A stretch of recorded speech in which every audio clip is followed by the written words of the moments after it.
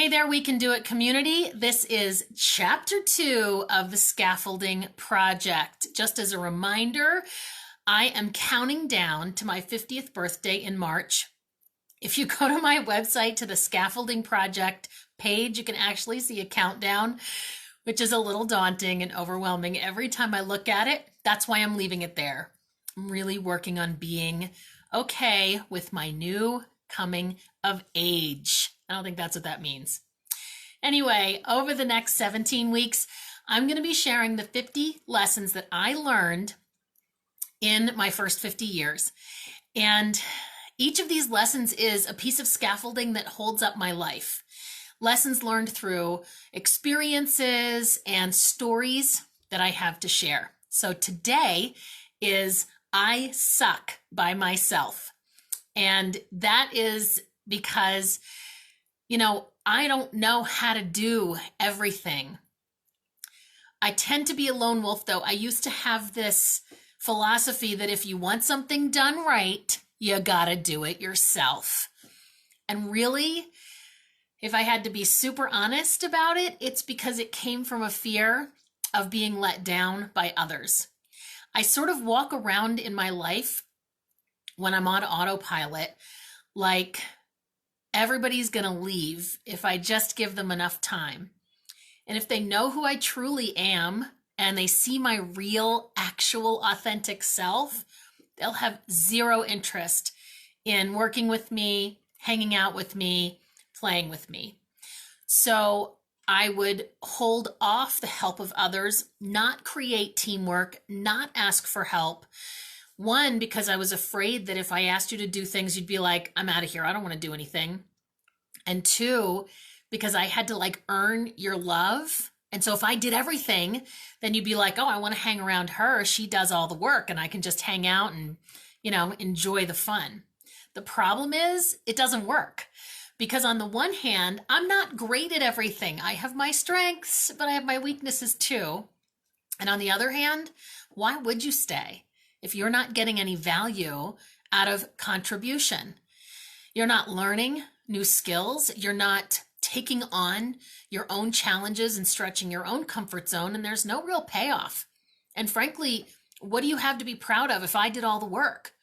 So what was a protection and what felt like I was doing you a favor was actually pretty stingy and selfish. So that's my lesson, is allowing people to contribute, not just for your benefit, but for theirs.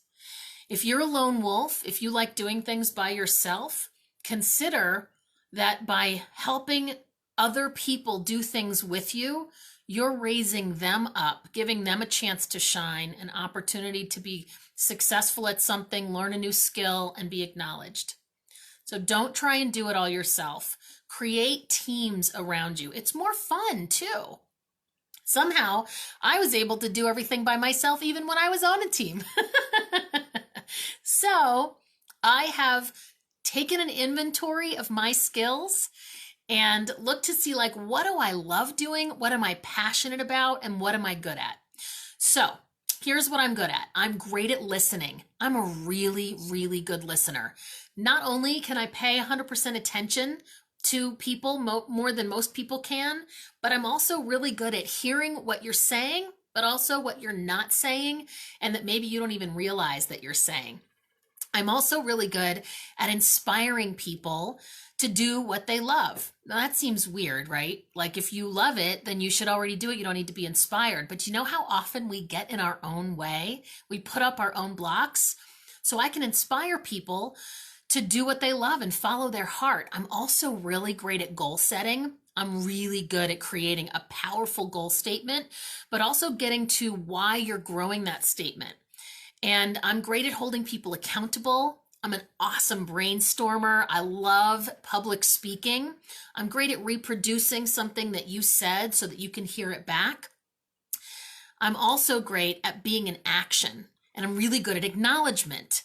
This might sound like a list of ways that I think I'm amazing, even though it's actually not.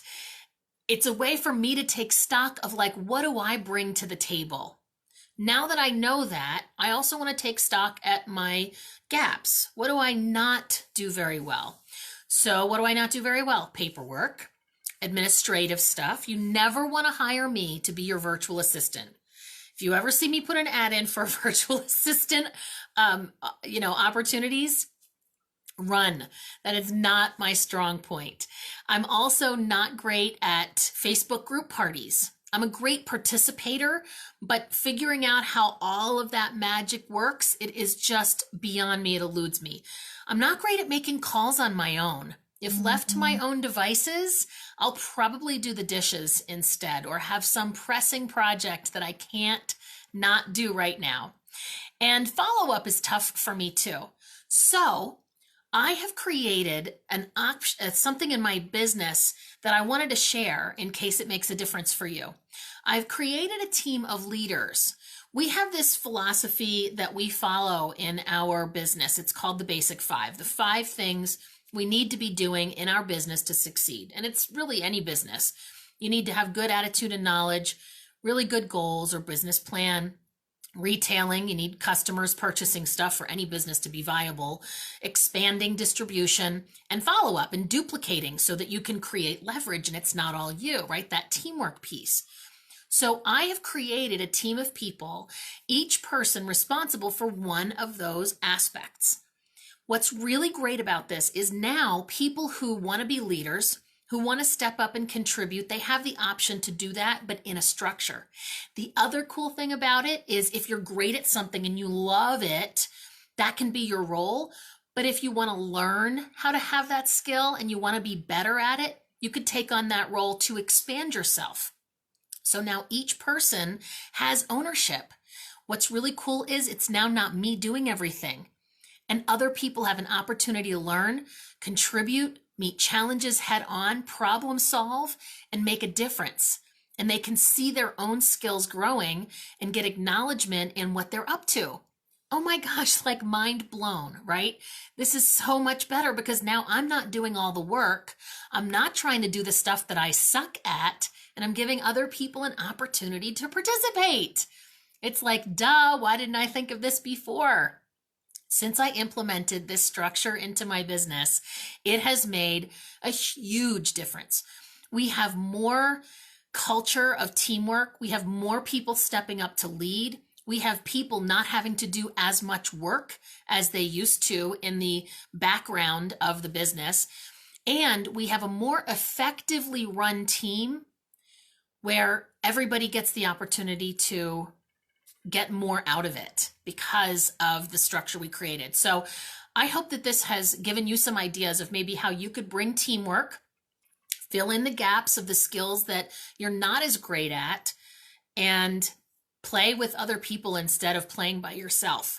It's so much more fun. It's way less work, and it creates the leverage that any big business owner has by hiring employees. So now we get to have that same leverage with teams.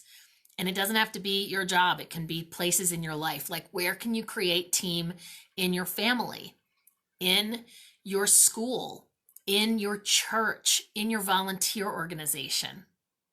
I'm Trista Polo. I am on my half century countdown, and I really appreciate you being on this journey with me. And I hope you learned in my own lesson. A shout out to a giveaway I'm doing on my Instagram. Go to my November 23rd post.